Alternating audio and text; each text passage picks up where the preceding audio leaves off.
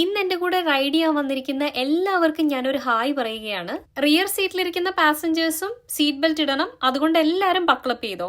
കുറച്ച് ദിവസങ്ങളായി സോഷ്യൽ മീഡിയയിൽ പാറി നടക്കുന്ന ഒരു സബ്ജക്റ്റിനെ കുറിച്ച് എനിക്കും ചിലത് പറയാനുണ്ട്. മറ്റൊന്നുമല്ല, അഹാന കൃഷ്ണയുടെ റീസെന്റ് വന്ന കോൺട്രവേഴ്ഷ്യൽ ഇഷ്യൂ ആണ്. ഈ ഒരു ഇഷ്യൂവുമായി ബന്ധപ്പെട്ട അഹാനയുടെയും തൻവിയുടെയും വീഡിയോസ് ഞാൻ കേട്ടു. ഇതിനെപ്പറ്റി ചില റിയാക്ഷൻ വീഡിയോസും കേട്ടു. എന്താണ് അവിടെ സംഭവിച്ചതെന്നൊരു ഏകദേശ രൂപം എനിക്കും മനസ്സിലായി. ഇതെല്ലാം കേട്ടപ്പോ ഒരു ക്യൂരിയോസിറ്റിയുടെ പേരിൽ പബ്ലിക്കിന്റെ ഒപ്പീനിയൻ എന്താണെന്ന് അറിയാൻ കമന്റ് ബോക്സിൽ ഞാൻ കയറി നോക്കി. അവിടെ എല്ലാവരും അഹാനയെ ശരിക്കും തിളച്ചു മറിഞ്ഞുകൊണ്ടിരിക്കുന്ന എണ്ണയിൽ വറുത്തു കോരി എടുക്കുന്നതാണ് ഞാൻ കണ്ടത്. അഹാനയെ സപ്പോർട്ട് ചെയ്തുകൊണ്ടുള്ള ചില വാലിഡായ കമന്റ്സും എന്റെ ശ്രദ്ധയിൽപ്പെട്ടു. ഈ കാര്യത്തിൽ നമ്മളൊരു പോള് വെക്കുവാണെങ്കിൽ അമ്മൂമ്മയ്ക്ക് കിട്ടിയ വോട്ട് 98%, അഹാനയ്ക്ക് 2% ആയിരിക്കും. അമ്മൂമ്മയുടെ പ്രായവും പിന്നെ ജീവിത സാഹചര്യങ്ങളുമെല്ലാം ഒബിയസ്ലി ഒരുപാട് ആളുകൾക്ക് റിലേറ്റ് ചെയ്യാനും സിമ്പതി ഉണ്ടാവാനും ഒരു കാരണമാണ്. നോക്കൂ, ഇവിടെ നിങ്ങൾ മനസ്സിലാക്കേണ്ട ഒരു കാര്യം, അവർ സ്വന്തം അമ്മുമ്മയോട് ഇങ്ങനെ പെരുമാറണമെങ്കിൽ അതിന് തക്കതായ ഒരു കാരണമുണ്ടാവും. അമ്മുമ്മയും പറയുന്നുണ്ടല്ലോ, അഹാന മാത്രമാണ് അവരെ വാക്കുകൾ കൊണ്ടും പ്രവൃത്തികൾ കൊണ്ടും വേദനിപ്പിച്ചിട്ടുള്ളതെന്നും അഹാനയുടെ താഴെയുള്ള പെൺകുട്ടികൾ അങ്ങനെ ചെയ്തിട്ടില്ല എന്നും. ചിലപ്പോൾ കുട്ടിക്കാലത്തോ പിന്നീടോ അഹാനയ്ക്ക് അമ്മുമ്മയുടെ ഭാഗത്തുനിന്നുണ്ടായ എന്തെങ്കിലും വേദനിപ്പിക്കുന്ന അനുഭവം മനസ്സിൽ കിടക്കുന്നതുകൊണ്ടാവും അവരുടെ ഒരു പ്രവൃത്തികളും ന്യായീകരിക്കാൻ കഴിയാത്തത്. അവരത് എക്സ്പ്ലനേഷൻ വീഡിയോയിൽ പറയുന്നുമുണ്ട്, grandmother was a problematic person എന്ന്. ഇനി നമുക്ക് കാര്യത്തിലേക്ക് വരാം. ഇവിടെ അഹാനയെയോ അവരുടെ അമ്മുമ്മയെയോ ന്യായീകരിക്കാനോ താഴ്ത്തിക്കെട്ടാനോ അല്ല എന്റെ ഉദ്ദേശം. പകരം ആ കുട്ടിയെ ഇതുപോലെയൊക്കെ പെരുമാറാൻ പ്രേരിപ്പിച്ച മാനസിക പശ്ചാത്തലത്തെ ഒന്ന് വിശകലനം ചെയ്യാൻ ശ്രമിക്കുകയാണ്. ഇനി എല്ലാവരും ഒന്ന് ഓർത്തു നോക്കിയേ, നമ്മുടെയൊക്കെ കുട്ടിക്കാലത്ത് നമ്മളെ മാനസികമായി വിഷമിപ്പിച്ച ഒരു ബന്ധുവോ അയൽക്കാരനോ ടീച്ചറോ ആരെങ്കിലും ഒക്കെ ഉണ്ടാവും, ഇല്ലേ? അവരന്ന് നമ്മളോട് പറഞ്ഞതും ചെയ്തതുമായ കാര്യങ്ങൾ ഒരു സിനിമ കാണുന്നത് പോലെ നമ്മൾ ഓർത്തു വെച്ചിട്ടും ഉണ്ടാവും.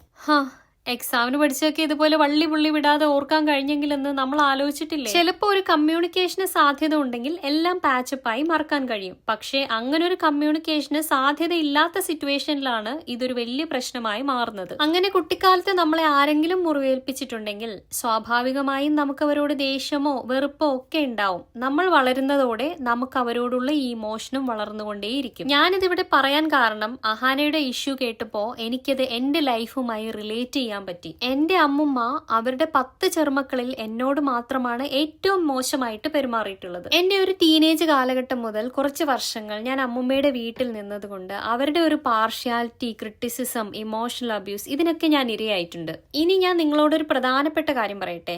അങ്ങനെ നമ്മളോട് ഒരാൾ അനീതി കാണിച്ചാൽ നമ്മൾ പ്രതികരിക്കണം. നിക്ക് പ്രതികരിക്കണം എന്ന് പറഞ്ഞാൽ അവരോട് നേരിട്ട് പോയി നമ്മുടെ ദേഷ്യം തീരുന്നവരെ ചീത്ത പറയാൽ മാത്രമല്ല, വേറെയും പല വഴികളുണ്ട്. അഹാന അവരുടെ ഉള്ളിലെ ദേഷ്യവും വെറുപ്പും പല അവസരങ്ങളിലായി പ്രകടിപ്പിച്ചു. ഒരുപക്ഷെ അവരവരുടെ ആ ഇമോഷൻസിനെ ഇഗ്നോർ ചെയ്യുകയോ അല്ലെങ്കിൽ ഉള്ളിൽ സപ്രസ് ചെയ്യുകയോ ചെയ്തിരുന്നെങ്കിൽ അത് അവരെ വലിയൊരു ആരോഗ്യ പ്രശ്നത്തിലേക്ക് നയിച്ചേനെ. നോക്കൂ, ദേഷ്യം എന്ന് പറയുന്നത് വളരെ വാലിഡ് ആയ ഒരു ഇമോഷനാണ്. ഒരിക്കലും ഇഗ്നോർ ചെയ്യുകയോ സപ്രസ് ചെയ്യുകയോ പാടില്ലാത്ത ഒന്ന്. എല്ലാ ഇമോഷൻസിനും അതിൻ്റെതായ പ്രാധാന്യമുണ്ട്. ഈ ഒരു പർട്ടിക്കുലർ കോണ്ടെക്സ്റ്റിൽ നമ്മൾ സംസാരിക്കുന്നത് ആങ്കർ ആയതുകൊണ്ട് അതിനെപ്പറ്റി സ്ട്രെസ് ചെയ്തെന്നേ ഉള്ളൂ. നമ്മൾ ഈ ഇമോഷനെ ഇഗ്നോർ ചെയ്താൽ അതിന്റെ കാരണം അവിടെ റിസോൾവ് ആവാതിരിക്കുകയും പിന്നീട് അതൊരു വലിയ ബോംബായി പൊട്ടിത്തെറിക്കുകയും ചെയ്യും. നോക്കൂ, നമ്മളോട് അനീതി കാണിക്കുന്നവരോട് നീരസവും അമർഷവും ഒക്കെ തോന്നുക സ്വാഭാവികമാണ്, മനുഷ്യ സഹജമാണത്. എന്ന് വെച്ചത് സപ്രസ് ചെയ്യുകയോ പകയായി വളർത്തുകയോ അല്ല വേണ്ടത്.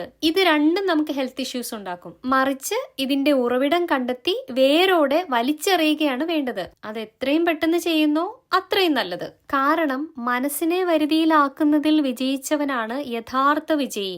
അങ്ങനെയല്ലാത്തവന് മനസ്സായിരിക്കും ഏറ്റവും വലിയ ശത്രു എന്ന് ഭഗവത്ഗീതയിൽ പറയുന്നത് എത്രയോ ശരിയാണ്. മാനസിക ആരോഗ്യം മുൻനിർത്തിക്കൊണ്ട് ഇപ്പൊ ഒരുപാട് മെത്തേഡ്സ് ഇതിനു വേണ്ടി നമുക്ക് അവൈലബിൾ ആണ്.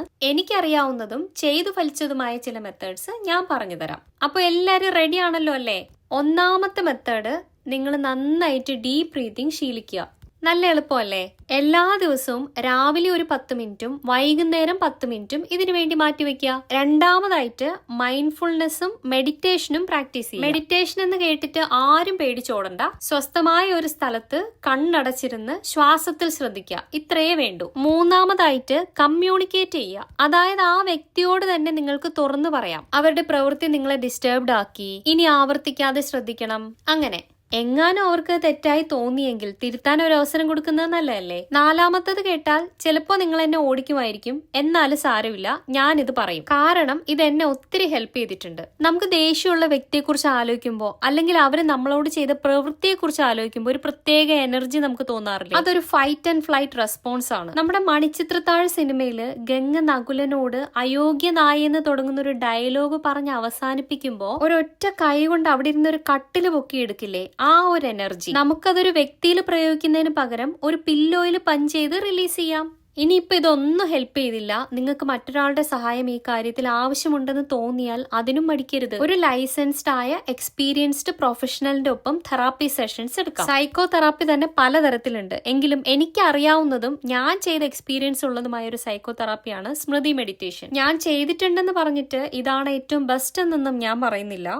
നിങ്ങൾക്ക് കംഫർട്ടബിൾ ആയിട്ടുള്ളത് മാത്രം നിങ്ങൾ ചൂസ് ചെയ്യുക. അപ്പൊ ഇന്നത്തെ വീഡിയോ ഞാനൊന്ന് കൺക്ലൂഡ് ചെയ്തോട്ടെ. സ്വഭാവത്തിലും പെരുമാറ്റത്തിലും ഒക്കെ ഒരുപാട് മെച്യൂരിറ്റി കാണിക്കും പല ആളുകളും ദേഷ്യം വരുമ്പോൾ വൾണറബിൾ ആവുന്നത് നമ്മൾ പലപ്പോഴും കണ്ടിട്ടുണ്ട്. ആൻഡ് അൺഫോർച്ചുനേറ്റ്ലി നമ്മുടെ എഡ്യൂക്കേഷൻ സിസ്റ്റം പഠിച്ചൊരു ജോലി വാങ്ങാൻ നമ്മളെ പ്രാപ്തരാക്കുന്നതല്ലാതെ ഇമോഷണൽ റെഗുലേഷനെ കുറിച്ച് ഒരു ചുക്കും പഠിപ്പിക്കുന്നില്ല. അപ്പോൾ എന്നെ കേട്ടുകൊണ്ടിരിക്കുന്ന ആരും തന്നെ ഇതുപോലുള്ള ഇമോഷൻസിന് അടിമപ്പെട്ട് സ്വയം വിഡ്ഢികളാകാതെ കൃത്യസമയത്ത് പ്രോ ആക്റ്റീവായി വേണ്ട രീതിയിൽ കാര്യങ്ങൾ കൈകാര്യം ചെയ്യുമെന്ന് ഞാൻ വിശ്വസിക്കുന്നു. അപ്പോൾ അടുത്ത റൈഡിൽ ഇനിയും കാണാം. ചാനൽ ഇഷ്ടപ്പെട്ടാൽ സബ്സ്ക്രൈബ് ചെയ്യുക, സപ്പോർട്ട് ചെയ്യുക.